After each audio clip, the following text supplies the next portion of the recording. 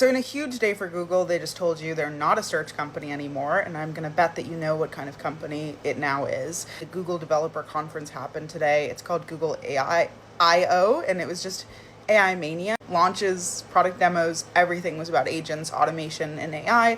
And the big spoiler is, bittersweet, the search bar that you know and love is getting a major transformation. So the launch density and volume was just dizzying, and this is simply day one. They announced a new model, a personal AI agent, different AI smart glasses, a video generator, a Mythos competitor, and then they closed the keynote by saying that AGI is on the horizon. Everyone just applauded something that a couple years ago would have been like a massive thing to say. I want to break this all down for you so that you don't have to watch hours of content where the words Gemini and AI start to lose all meaning. You're welcome. So first, Gemini Spark. This is the big one. This is Google's personal AI agent. It runs on a virtual machine in Google's cloud, meaning it works even when your laptop is shut, your phone is in your pocket. This is their answer to OpenClaw and Claude Cowork. It's your full-time 24/7 executive assistant, like your Don Draper. It's your secretary, but with less misogyny. You can email it, text it, it reads your Gmail, your calendar, your files, your photos.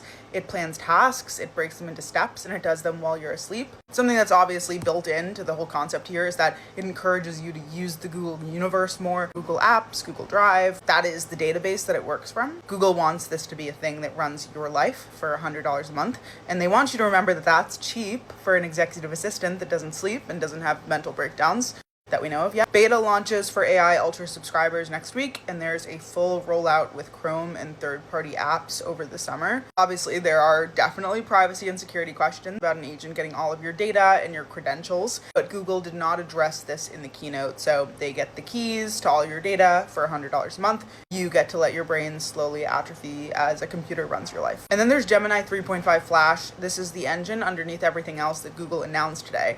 It's going to be 4 times faster than competing frontier models, cheap enough that Google can run it on every single search without going broke. That is the real breakthrough. You can't put AI on 2.5 billion searches a month unless it's fast and cheap and works. 3.5 Flash is all 3 of these. Here's the detail that's the most bittersweet of the day. 25 years of internet history kind of end today.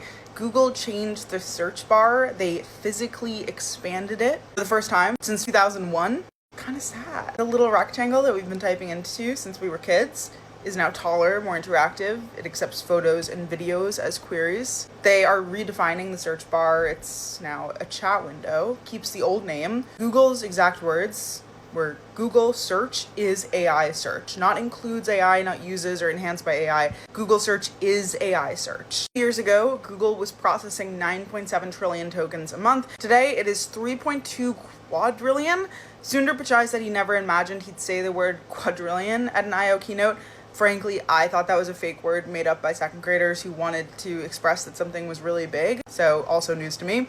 A lot of people have said that AI makes Google obsolete because you don't need pages of data anymore. But Sundar Pichai clarified today that when people use our AI-powered features in search, they use search more. That's the business model that they want you to remember from this whole day, is that AI doesn't replace search.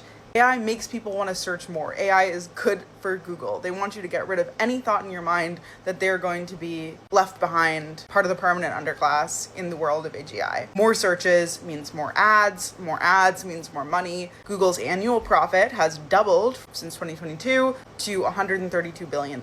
Probably my favorite launch of the day was the Gemini Omni, which is basically video generation. So Google built what's being called a world model so that AI doesn't simply generate clips, but it understands physics, space, how objects move. That is the way that you create truly powerful video footage, 3D objects moving through space. Demis Hassabis demonstrated it live. They're entering a fairly open market.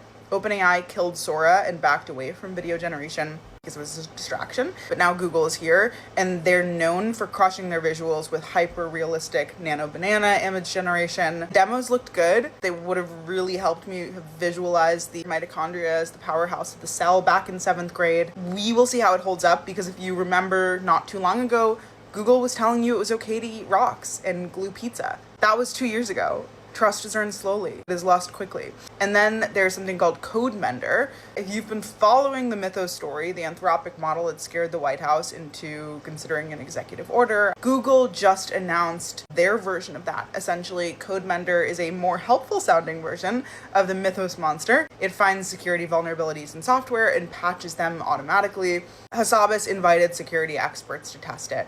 Anthropic's Mythos finds the problems, and essentially Google's Code Mender can find the problems and fix them. The cybersecurity AI arms race is heating up against a very beautiful backdrop in Mountain View, perfect for the advance of dystopia. And then they had 3 different smart glasses, actually I guess 4. Samsung Intelligent Eyewear has a built-in camera. X-Real Project Aura is somewhere between audio glasses and a full VR headset. There's a Gentle Monster collab that's basically fashion sunglasses with Gemini inside. And then there's Warby Parker, whose CEO told the crowd that he uses the glasses to help his 3-year-old daughter when she asks why about everything. So cute, so wholesome, but also we are outsourcing parenting to Google now. Maybe not so cute. One demo showed someone who's ordering coffee and tipping through the glasses using voice, but also easy to imagine being misheard and tipping $30 versus $3. Another demo showed the glasses AI editing a photo in real time while you're still taking it. That's one way to tell your friend they look bad.